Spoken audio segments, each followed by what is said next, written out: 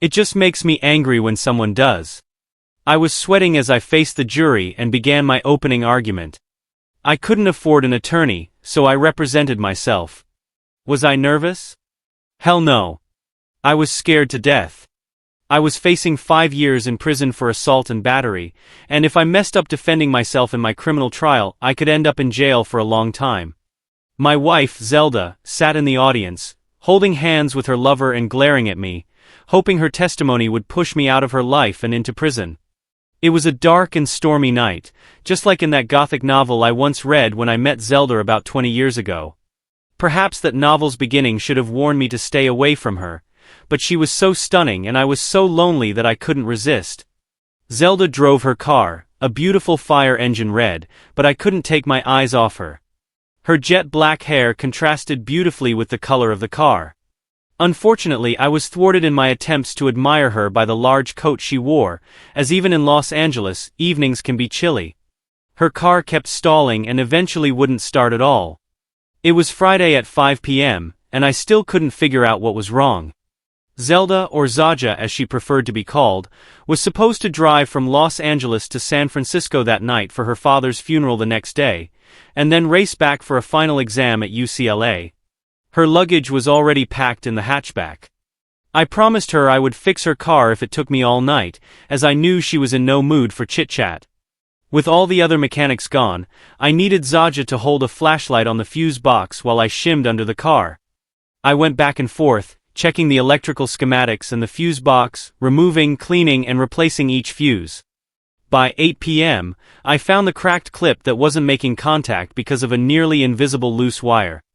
After fixing it, electricity flowed through the car once again, and as I looked at Zaja, I felt a spark of connection.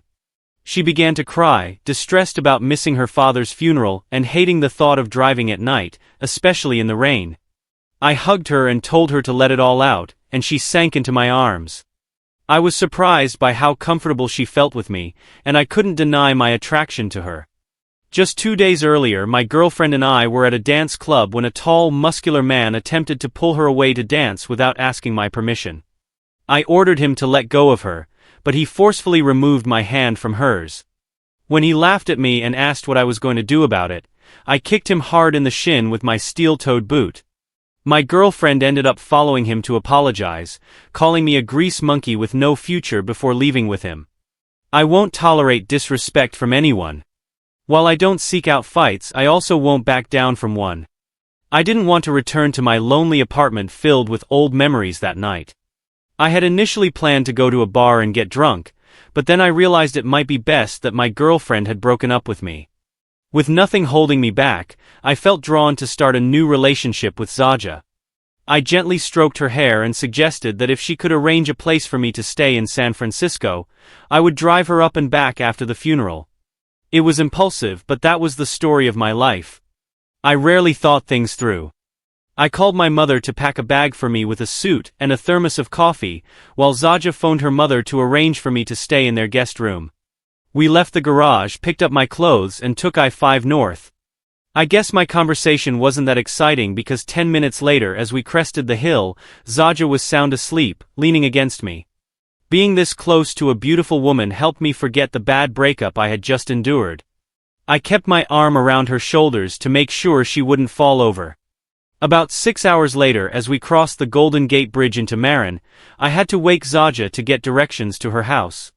She opened her eyes and asked if it was her turn to drive. As she looked around and realized we had driven all night, she directed me to her family's home. When we arrived, Zaja rang the doorbell. Her mother was wide awake, unable to sleep after her husband's death. They embraced warmly, and then her mother hugged me, thanking me for being the knight who rescued her daughter in her hour of need. Her mother had an open bottle of scotch on the table, and Zaja took out 2 glasses from the pantry. I settled onto a comfortable couch, knowing I wasn't much of a drinker. 1 drink after a long day of work and a 6-hour drive was enough to knock me out. A few hours later, as a hint of sunlight streamed through the stained glass windows despite the rain clouds, I woke up on the couch, covered by several blankets. At the funeral, I held a large umbrella over Zaja and her mother. They both kept their arms around my waist to stay sheltered, and taking care of these two grieving women gave me a wonderful feeling of satisfaction. I admit it, I like taking care of people. I learned that from my father. He taught me that you don't judge a man by his income or toughness, but by how he cares for those who are important to him. After the funeral, I met her extended family, and most of them thought, based on our interactions, that we'd been together for a while and said we made a lovely couple. Zaja took my arm and explained that every girl dreams of finding her hero, and I was hers. The next semester, she moved out of the UCLA dorm and into my apartment. A year later, we married. My boss at the garage was so impressed by how I fixed Zaja's car and then drove her to San Francisco that he put the story in a newspaper ad to showcase what a caring garage he ran. I even got a raise out of it. Zaja got a job as a mortgage broker. She earned a lot but didn't enjoy the work. She confessed to me that despite her protests, her boss was constantly flirting with her and had become inappropriate. This announcement further solidified my faith in her loyalty. I suggested two solutions. She could quit, or I could visit her office to teach her boss some manners. She chose to quit the next day and became a real estate salesperson. Her intelligence, looks, bubbly personality, and endless ambition made her a top salesperson within 8 months. I moved from the Datsun shop to a Ferrari shop. Those cars were temperamental, but I seemed to possess the magic to fix them, earning as much money as a car mechanic could possibly make, more than most teachers and many lawyers. We were careful with our money, and saved as much as we could to buy a house. When my wife took time off to have babies, we could live comfortably on my income alone. I could have started my own shop and made even more money, but I didn't want the administrative hassle that would take me away from my family. I loved working on cars so much that my wife claimed I didn't have a job. I had a well-paying hobby. About once a month my boss and I would buy an old Ferrari, restore it, sell it for a fortune and split the profits. All the money I earned from this side hustle went into a bank account for our kids' college funds. As much as I loved my job, I loved my kids more, so I limited my overtime to ensure I rarely missed dinner with my family. My major failure in life was trying to teach my daughters the basics of how a car worked and how to fix one. The thought of getting grease on their polished fingernails horrified them. I wasn't angry, they were just girly girls. In return, they failed to teach me how to match my shirt to my pants. We had a loving, symbiotic relationship. I fixed their cars and they chose my outfits each day. My wife and I worked out in the gym we built in our garage, and we were both in great shape for a couple in their 40s. Though I must admit that my hairline wasn't what it used to be, I refused to use a comb over to hide it. I was content, but my wife said she was getting bored with our lives and wanted some excitement. So for our wedding anniversary, I took her on a second honeymoon to Hawaii, which was really our first honeymoon. When we married, all I could afford was a weekend at a cheesy motel in Malibu, where we stayed for several days while all the other rooms changed occupants every couple of hours. The vacation package to Hawaii included a hula dancing lesson for Zaja. I had planned for the two of us to spend hours at the beach, sipping margaritas, swimming and soaking up the sun, but things changed after her hula lesson at the luau. Every man in the group seemed captivated by her, and she enjoyed the attention. When one man reached out trying to get too close, I intervened, firmly taking his hands before he could touch her. After that encounter, we returned to our room, where we connected deeply for the rest of the trip, cherishing our time together, even if I didn't see much of Hawaii beyond what was visible from our bed. I thought we were both happy. However, when we returned home, my wife's desire for expensive cosmetic surgery began to surface. Despite thinking she looked great as she was, her tears prompted me to open my wallet for her needs. Zaja immersed herself in her work, earning twice the income but also working twice the hours. She rarely joined our family for dinner more than once a week. I took on the role of cooking, driving our girls to school, and cheering them on at their soccer and tennis games. My absentee wife often dismissed our children's feelings when they expressed their disappointment, calling them ungrateful. They came to me for support, but I had no magic words to ease their pain. When my wife asked me to explain the importance of her work to our daughters, I admitted that I understood their perspective. This led to an argument and she stormed out, returning home late that night smelling of scotch. One evening, while my daughters and I were enjoying our usual TV time, Zaja walked in, tears of pride in her eyes, holding a trophy for being the top agent among her employers. She placed it above the fireplace, displacing a family photo, and I couldn't help but feel that she had traded our family time for that trophy. Our marriage began to decline from there. Each night, she returned from cocktail hour with her colleagues, rushing to shower without acknowledging me. I could sense something was off, especially with the faint scent of another man's cologne lingering in the air. Her phone was locked and guarded, providing no clues to her activities. It became evident to our daughters and me that Zaja was likely having an affair. I informed my daughters that I was planning to divorce their mother. They pleaded with me to wait until after their high school graduation, aware of how a contentious divorce could impact their futures. I promised I would hold off, putting their needs first, even if it meant enduring my wife's behavior for a while longer. Deep down, I still hoped we could repair our marriage, despite knowing the odds were slim. Zaja primarily returned home for clean clothes. I didn't directly confront her about the affair. Instead, I warned her that if her behavior continued, she would risk losing her family. To my surprise, she didn't respond, seemingly indifferent to my concerns. A customer at the Ferrari shop, a successful tech entrepreneur, offered to help me with my suspicions. He suggested using technology to monitor Zaja, but I struggled to grasp the technical details he provided. I felt overwhelmed and out of my depth, realizing I was more comfortable with engines and transmissions than with high-tech gadgets. One day, as I drove past my wife's office, I noticed a Christmas party taking place. Most of the attendees were with their spouses, but Zaja hadn't invited me. When I entered, I was devastated to see her with a tall, muscular man. That's when it all hit the fan, and that's why I'm in court today in front of a jury facing felony charges for assault and battery. Ladies and gentlemen of the jury, I'm Hank Sinek. I'm a 45-year-old blue-collar car mechanic struggling to keep working due to arthritis. I learned that my wife's company was having a Christmas party, which she had kept a secret from me. I thought I would surprise her, but she wasn't the one in for a surprise. My wife is 40 years old and has a master's degree in psychology, which I might add I paid for, and her boyfriend is 30. I'm not a lawyer. My only legal education has been watching Law and Order for 25 years. I'm representing myself because I can't afford a lawyer. In 20 years, I had saved $887,000 in a trust account for my daughter's college tuition. I asked my daughters to stand up in the audience and blew them a kiss, which they returned. I noticed that most of the jurors smiled as I did. When I walked into the party at my wife's office, I pointed to Cody. He approached me and ordered me to leave, belittling me by calling me Little Henry. He claimed he was now the one in her life and referred to me as a useless old fool. He bragged that my daughters wouldn't be going to college because my wife had taken all the money from their trust account at his insistence. He told me she bought him a Porsche with it, which led to my alleged confrontation with him. Cody claims I broke his nose and knocked out 4 of his teeth. Now, if that's true, it may be against the laws of man, but you have to ask yourselves if it's against the laws of nature. If a young man like him can go around seducing the wives of older men and taking the money their husbands worked hard for without fear of reprisal, then no one's marriage is safe. So if these allegations are true, I didn't just defend my marriage. I defended all marriages everywhere, including those of each of you jurors seated before me.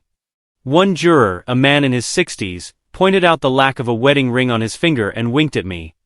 If just one juror refuses to vote guilty, then there is a hung jury and a mistrial. I felt like I had just guaranteed myself a hung jury. At worst, the prosecutor had anticipated my plan of attack and explained that we can't condone vigilante justice in a civilized society. There is never an excuse for it.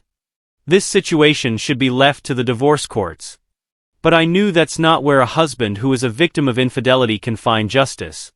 My brother's wife cheated on him, and the court rewarded her and her boyfriend with a family home and 10 years of alimony. Why do the courts encourage this behavior? My first witness was my daughter, Michelle. She testified that she was a senior in high school with a 3.9 average and had received early admission to Stanford University.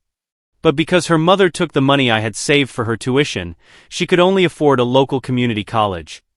As she left the witness stand in tears, she hugged me and loudly declared for the jury that I was the best father in the world and that she loved me. One woman juror cried. My second witness was my daughter, Stephanie. She testified that her mother ignored the family and that, although I had planned to divorce my wife months ago, I didn't because she and her sister begged me to wait until after they graduated high school. No matter how badly my wife treated us, that made a solid impression on the jury. She pointed to her mother and shouted that her mother should be the one on trial for stealing our college money. The judge didn't even wait for the assistant DA to object before ordering the jury to disregard my daughter's outburst. The prosecution called my wife as their first witness. She testified that I assaulted her boyfriend at the Christmas party, but I never touched her. On cross-examination, I asked her who paid for her master's degree. She admitted that I did. I then asked who paid for her cosmetic surgery last year when she insisted on it, and again she admitted that I did, beginning her affair soon after. I pressed for how long she had been involved with her younger boyfriend, but the judge sustained the DA's objection. I continued, asking if she withdrew all our money and mortgaged our house so I couldn't pay for a divorce lawyer. The assistant DA objected, saying it was 2 questions, but she admitted to both individually. When I asked who forged my name on the loan documents, she pleaded the Fifth Amendment. She did, however, acknowledge that her boyfriend had bragged about it to me right before the alleged incident.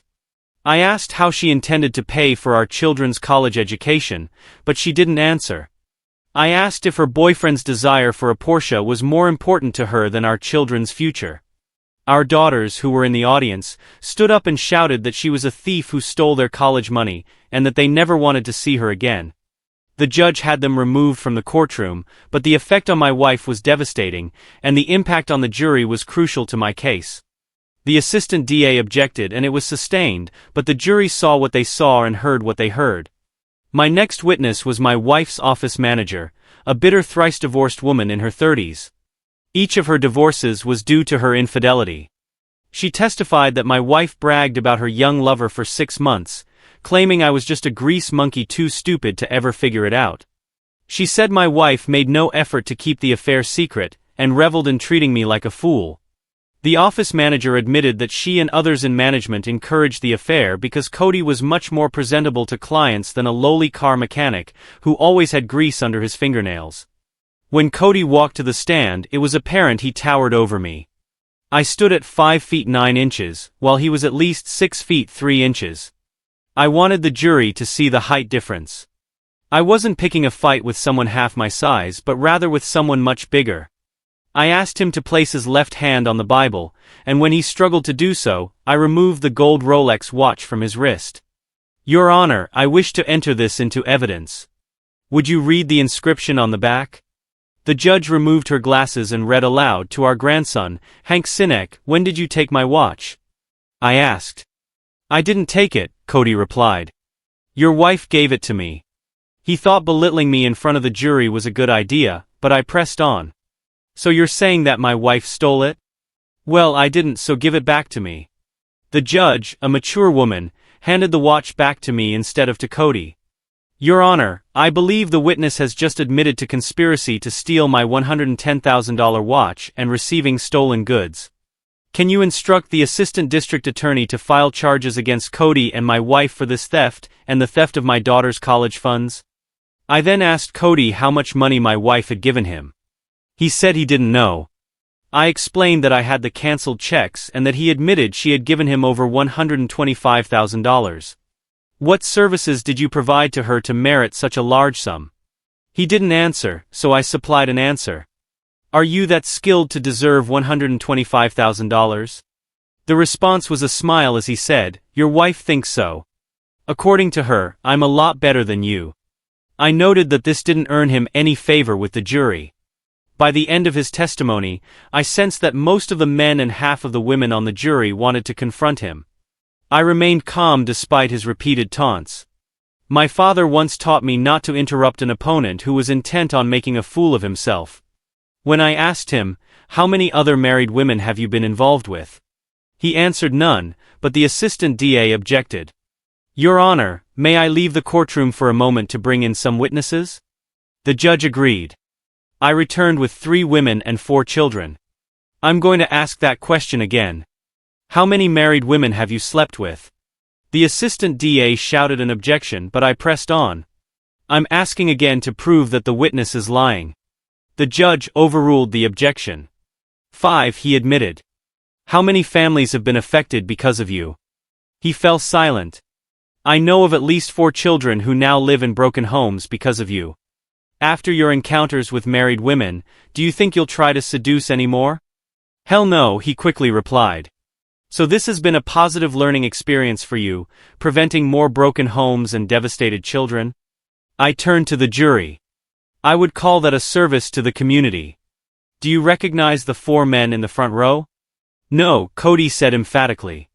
One of the men was hitting his palm with his other fist, while another pretended to cut his own throat with his finger. Well, they are the divorced husbands of some of the women you had affairs with. Is there anything you'd like to say to them? Perhaps an apology? At that point, the assistant DA objected, which was sustained.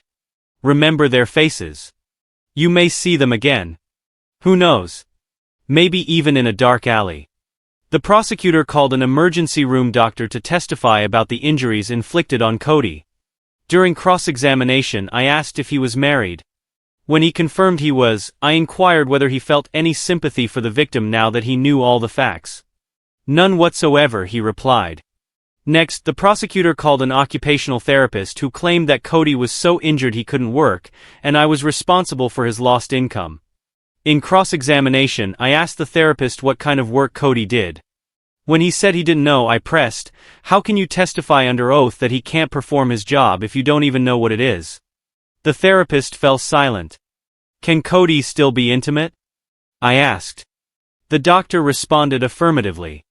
Well, since Cody made $125,000 as a male escort, in your medical opinion, can he continue to engage with married women who have children? The prosecutor objected and the judge sustained it, but not before the jury chuckled. My strategy was clear. If I could make the jury laugh, they would be less inclined to convict me. I wanted them to see me not as a violent bully, but as a wronged husband seeking justice. Then I called my surprise witness. I felt like Perry Mason. His name was Eddie Cochran, who had contacted me after seeing my story on the evening news. The assistant DA nearly spat out the water he was drinking. He objected, claiming my witness's testimony was irrelevant. I asked how he could know that before hearing it. The judge temporarily dismissed the jury while she heard Cochran's testimony. Mr. Cochran, have you and the assistant DA ever met before today? Yes, he replied. 3 years ago I was in a relationship with his wife. He came to my house with 2 police officers, and they assaulted me in front of him. Did he say anything while they attacked you? I asked. Yes, he said. This is what homewreckers deserve. Did you press charges? I inquired. No, they threatened to throw me in jail for 10 years on trumped-up charges if I did. The assistant DA objected again, claiming this testimony had no relevance. The judge nodded in agreement. Before she could sustain the objection, I argued that the assistant DA had opened the door to this testimony by stating in his opening argument that vigilante justice had no place in modern society. This revelation showed that he personally employed it. The judge thought for a moment and then overruled the objection, recalling the jury and allowing my examination of Mr. Cochran. I had recalled that a similar tactic had been used in a Law and Order episode I'd seen years earlier. Who needs law school when you have reruns? I continued. So what happened after that? That night, his wife came to my apartment with a black eye and 2 broken ribs. She said he had beaten her, he started. Objection, the DA yelled. Sustained, replied the judge. Now I was in my element. Mr. Cochran, did you see a black eye on the assistant DA's wife when she came to your house? Yes, he answered. Did you take her to the hospital for her injuries? He nodded. Your witness, counselor, I said, twirling a pencil between my fingers. No questions, the assistant DA replied. I tried to call my next witness, the DA's former wife, but the assistant DA asked to approach the bench. He didn't want her testimony on the record and agreed to drop all charges of assault and battery if I pled guilty to disturbing the peace and paid a $500 fine. I looked at the jury and declined his offer. I believe the jury is on my side and I want your record of domestic violence on the record. The judge left the bench for a few minutes, then returned, stating we would take a 30-minute recess. When court resumed, the judge had a broad smile on her face. The assistant DA then told the judge he would drop all charges against me. The judge refused, wanting to hear the testimony from his ex-wife. An older silver-haired man entered the courtroom with a TV camera crew and 3 sheriffs. The judge smiled at him while the assistant DA nearly choked. His ex-wife testified about the abuse she had suffered, and she brought hospital records with her. The judge listened intently, and after she finished, she dropped all charges against me. The judge then asked the assistant DA's ex-wife if she would testify against her former husband. She declined, stating that a man with his power would destroy her. At that moment, the older man asked the judge for permission to speak. He introduced himself as the district attorney, which I already knew from his constant re-election commercials. I remember the newscasters saying he was behind 3% in the polls, with reporters claiming he would need a miracle to win re-election. The district attorney informed the assistant DA's wife that her ex would no longer be in office after today, so she was safe to testify. He faced the TV camera and, with the forced sincerity that all politicians possess, declared, "I will never condone domestic violence or allow an alleged abuser to work in my office. Instead, I will personally prosecute him." One of the sheriffs handed the assistant DA some papers, handcuffed him and led him away. The district attorney then turned to my wife and her boyfriend, stating, "You forged this man's name and took his home and the money he earned for his daughter's college education, wasting it on an expensive sports car." He faced the camera again, his expression etched with anger. The sheriff handed my wife papers and handcuffed her, while the third sheriff did the same for her boyfriend. "You two are under arrest for theft, forgery, bank fraud and grand larceny." I realized he was smart, using my criminal case to bolster his re-election campaign. For once in my life I had lucked out. I made a mental note to vote for him. Facing the TV camera next to me, the district attorney said that his office was passionately interested in justice. I knew I would see that statement in my face repeated endlessly in his TV ads, so I applauded him. The judge looked sternly at me. "Today you got a hall pass. Next time you won't be so lucky." "Your Honor, there will never be a next time," I replied, raising my right hand. That week my wife was fired from her job, and the district attorney froze all her bank accounts and assets. She tried to reconcile with me, but I laughed in her face. Our children refused to speak with her ever again. 2 weeks later the DA won re-election, and a week after that, I received an invitation to meet with him. He said I was the reason he was re-elected and expressed gratitude, claiming I was a better investigator than 90% of his staff. He offered me a job as an investigator in his office, contingent on my passing a 6-month course in criminal law and procedure at the local community college. I would be working with an experienced investigator and earning a salary during that time. Given that my arthritis was making my career as a mechanic almost impossible, I immediately accepted. He also insisted that I attend a 3-hour anger management seminar. "I wish I had known you when my wife divorced me," he said with a wicked smile. He kept his word and personally prosecuted the former assistant DA for spousal abuse, who received a 2-year prison sentence alongside many convicts he had previously sent there. I heard he won the Miscongeniality Award from his fellow inmates as a sort of signing bonus. The DA informed me that he had indicted my former wife and her boyfriend on various charges based on her theft of my watch, bank account and home equity, which she had obtained by forging my signature. With all her funds frozen or returned to me, she had no means to hire a good lawyer. After paying for her bail, she was represented by a brand new public defender who needed help finding her way to the courthouse. My ex and her lover each received 5-year prison terms. My daughters and I never visited her despite her weekly letters pleading for our attention. I sued my former wife's employer for intentional infliction of emotional distress as they had condoned and encouraged her affair. Using her boss's testimony in my trial as evidence, I received $50,000 which I placed in my daughter's college fund, knowing that tuition costs were rising faster than I could save. The next 2 years brought me immense pride and joy, but also some sorrow and tears as I drove each of my daughters off to college, with 4 years of tuition safely in the bank, secure from my wife's grasp. I had devoted my adult life to raising 2 competent independent girls, and I truly missed them. Before they left, they made me a color chart to help me match my pants with my shirts. Even with their chart, my color matching skills remained hit or miss.